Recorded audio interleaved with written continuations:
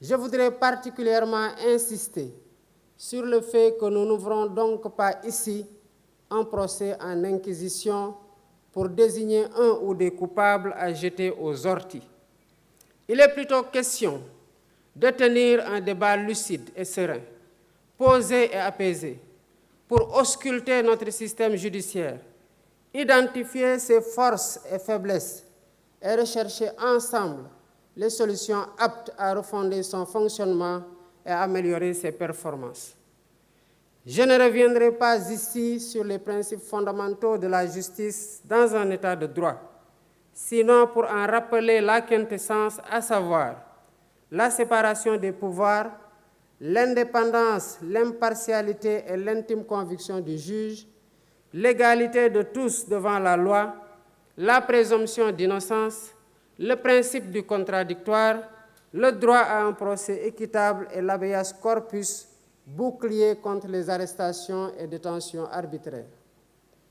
En rappelant ces principes énoncés et encadrés par des textes légaux et réglementaires, j'ai en même temps conscience qu'ils ne suffisent pas à eux seuls pour jauger l'indépendance, la crédibilité et l'efficacité d'un système judiciaire. En effet, quelle que soit la pertinence des textes, c'est d'abord et surtout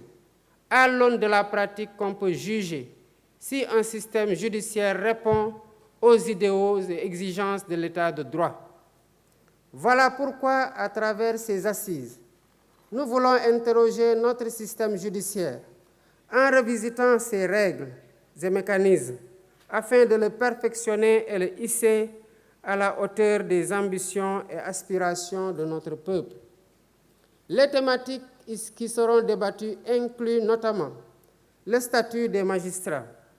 l'organisation et le fonctionnement du Conseil supérieur de la magistrature, la dématérialisation du service public de la justice et le numérique, le temps du procès pénal, le régime de la sanction pénale, le cadre juridique et institutionnel de l'administration pénitentiaire, les conditions de détention et de préparation à la réinsertion sociale des détenus, le régime de la privation de liberté, la prise en charge des enfants en danger ou en conflit avec la loi.